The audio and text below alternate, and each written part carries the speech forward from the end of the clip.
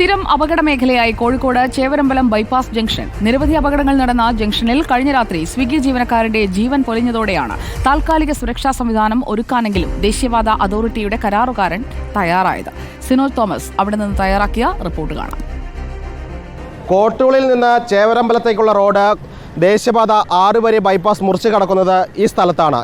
ഈ കേന്ദ്രമാണ് ഒരു അപകട മേഖലയായി മാറിയിരിക്കുന്നത്. കഴിഞ്ഞ രാത്രി രഞ്ജിത്ത് എന്ന് പറഞ്ഞ യുവാവ് വന്ന് അപകടത്തിൽപ്പെടുന്നതും ഇവിടെയാണ്. അതായത് കോട്ടൂളിൽ നിന്ന് റോഡ് നേരെ ദേശീയപാത മുറിച്ച് കടന്നു വരുന്ന വാഹനം നേരെ വരുന്നത് ഇതുവഴിയാണ്. നേരെ വന്നു കഴിഞ്ഞാൽ മുന്നിലുള്ളത് വലിയ കുഴിയാണ്. ദേശീയപാതയ്ക്ക് വേണ്ടി നിർമ്മിച്ച കുഴിയാണ്. പൈപ്പിടാൻ വേണ്ടിയാണ് കുഴി നിർമ്മിച്ചത്. പൈപ്പിട്ട് കഴിഞ്ഞിട്ട് 4 മാസം കഴിഞ്ഞിരിക്കുന്നു. അതിനുശേഷം റോഡ് പൂർവ്വസ്ഥിതിയിലാക്കിയിട്ടില്ല.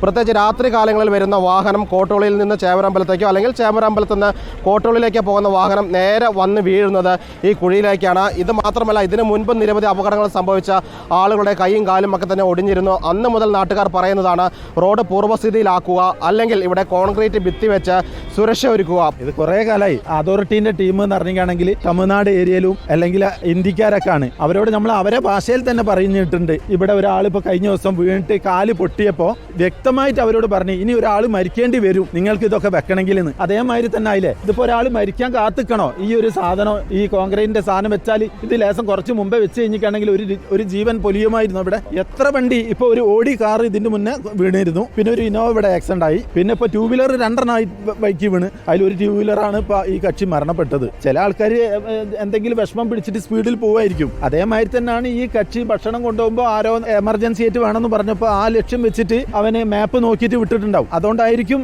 അങ്ങനെ സംഭവിക്കാൻ കാരണം. ഈ റോഡ് ഇപ്പോൾ ബൈക്കിൽ വരികയാണെങ്കിൽ ഇങ്ങനെ ഒരു കുഴിയുള്ളത് നമുക്ക് നോക്കിയാൽ കാണൂല.